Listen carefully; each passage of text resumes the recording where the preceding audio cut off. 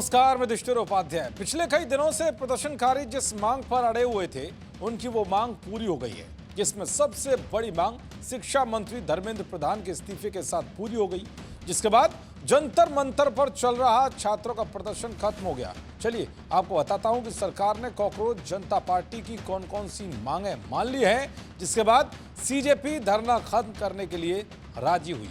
दरअसल जिसके बारे में किसी को भी उम्मीद नहीं थी, वैसा देखने को मिला, क्योंकि किसी को भी पता नहीं था कि पूरे देश के सामने सरकार और सीजेपी एक साथ एक मंच पर आएंगे और प्रेस कॉन्फ्रेंस करके पूरे देश को बताएंगे कि सरकार के सामने क्या क्या मांगे रखी गई, जिन्हें सरकार ने मान लिया। देश विरोधी गैंग सोच रहा था कि जो प्रदर्शन चल रहा है उसकी आग पूरे देश में भड़केगी और उसकी आड़ में अशांति फैलेगी, जिसके बाद सरकार दबाव में आएगी और मनचाहे मुद्दों पर सरकार को झुकना पड़ेगा।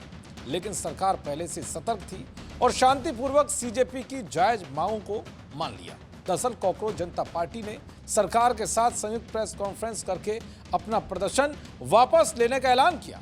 सरकार के साथ बातचीत के बाद सीजेपी के सौरभ दास ने सभी प्रदर्शनकारियों से घर लौटने की अपील की, जिसके बाद धरना खत्म होने लगा। इस प्रदर्शन की सबसे बड़ी मांग शिक्षा मंत्री धर्मेंद्र प्रधान के इस्तीफे की थी, तो वहीं सरकार प्रदर्शनकारियों के खिलाफ सभी दर्ज मुकदमों को वापस लेने पर राजी हो गई है।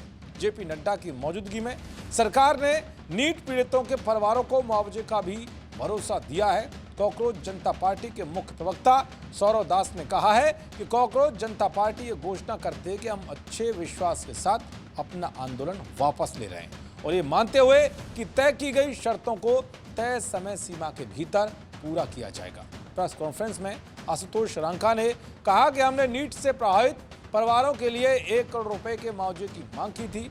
सरकार इस पर सहमत हो गई है और कहा है कि नियमों और कानूनों के तहत उन परिवारों को सम्मानजनक मुआवजा दिया जाएगा। तो 3 बड़ी मांगों के साथ ही अब सीजेपी का प्रदर्शन खत्म हो गया है।